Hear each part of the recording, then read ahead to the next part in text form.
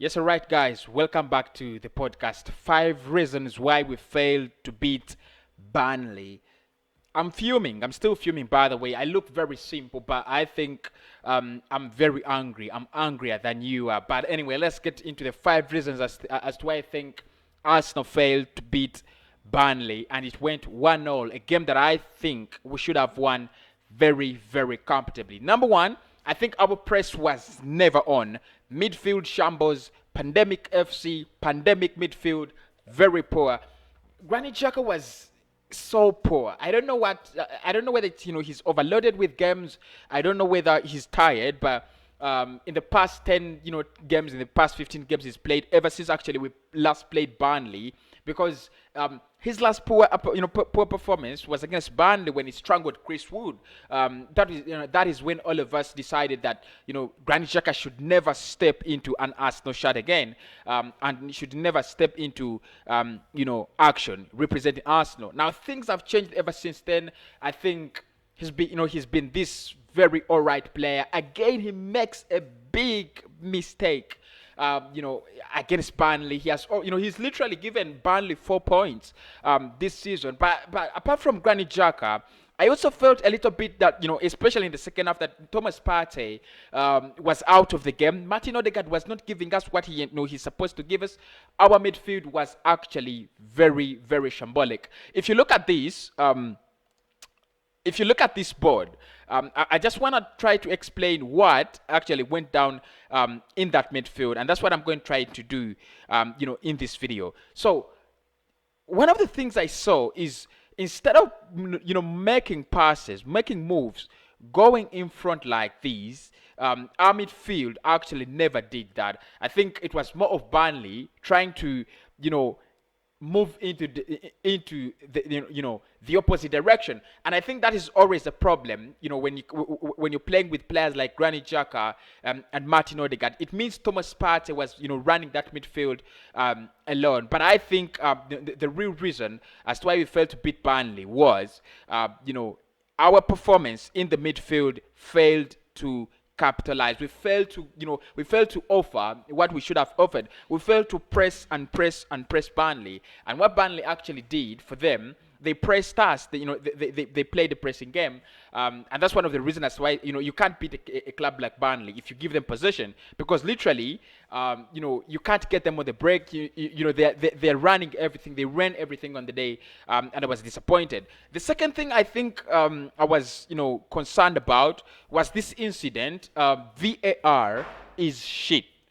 Truth, VAR is shit. Look at this. Look at this and tell me how that is not a penalty. It's training all over, and you know what? I don't want to say VAR is against Arsenal, because it's made so many mistakes in the past, against Manchester United, against Chelsea, against Liverpool, against Manchester City. We've had VAR make mistakes and have shambolic days, but it's getting out of hand. It's like, sorry, it's Arsenal. They never seem to make a correct decision for Arsenal. It's either Arsenal go on the wrong side of VAR, or VAR never helps us. Against Wolves, we thought that would be a VAR decision, overturn the penalty, overturn the red card. It was never overturned. Then we come into this game where I clearly think this is an easy thing to decide, and they're saying no, it's not a penalty. Screw Arsenal. So I think VAR also screwed us to some point. Reason three, I think we never took our chances. And I've already said this season, and until we start taking chances, I'll say it again. When we scored 3 goals against Leicester City, and we out of I think 4 or 5 chances, I gave the team a round of applause, and I said, that is what you have to do. That's what you've got to do. You need to take your chances. Against Burnley, and that's why I said we should start Pierre-Emerick Aubameyang, because I thought he is the clinical striker. He needs to those chances, because he's going to bury them.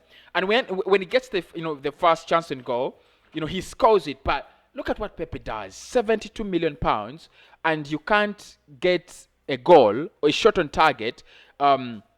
in three sitters. I'm disappointed. Yeah, he might talk about the penalty. You might talk about everything that happened elsewhere. But for me, I think we should have taken our chances. Pepe should have scored 2 goals. It would have been completely a different story, a different story. So I think taking chances. We need to start taking our chances.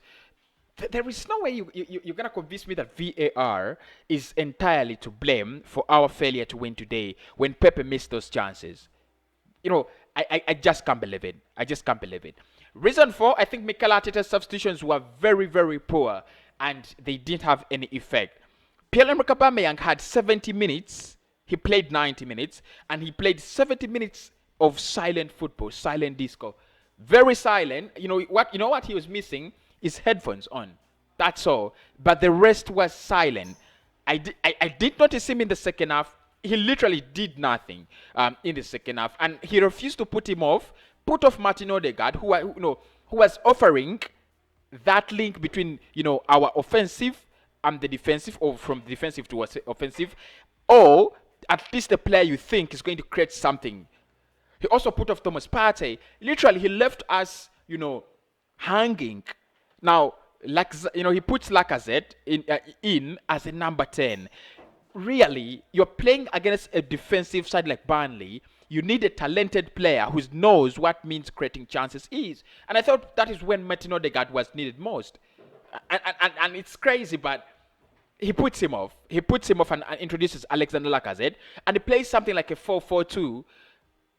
And I don't want to blame Mikel Arteta on this. I think, either way, whether he played the second team or the third team, we had to beat Burnley because we have so much quality in Arsenal that we shouldn't be discussing why we failed to beat Burnley. We should be discussing why, I think, we comfortably beat Burnley. Because if you beat Leicester City 7 days ago and then 7 days later, you can't score twice against Burnley, then there's a problem. And my fifth reason, and this is something I've seen, for the past 5 months under Mikel Arteta's season, you lack consistency. There's a lot of consistency lacking in this team. First and foremost, the team selection. Why didn't Pepe play? Why didn't Pepe start? It's a big question. He was man of the match against Leicester City. He was the best player against Leicester City.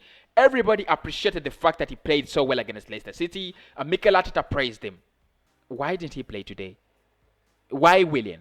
It's as simple as that. Yes, Willian was good as well, but if you want your players to click, because Pepe is 25 years of age, 72 million pounds from Lille Metropole, he must be part of the Arsenal team.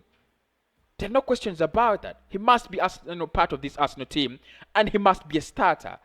Who cares whether Willian starts or not? He's 32, 33 years of age, and he's just earning his money to get out of Arsenal and get out of the football career. But Pepe is young and he's fighting for his place, and by merit, you're not giving him football.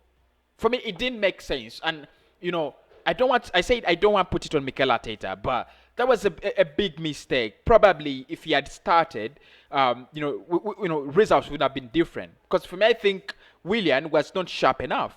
Not as sharp as he was against Leicester City. So I thought Pepe should have started. Yeah. So that consistency lacks. He's always using Pablo Mari and another player, Pablo Mari and Gabriel. I don't know why he doesn't concentrate on one lineup. Try to know that this is my lineup, and then you can get the consistency, because there is no way you're going to get consistency when the team selection itself is not consistent. You're using, today you're using, Mari, tomorrow you're using Pepe, the other day you're using, Willian.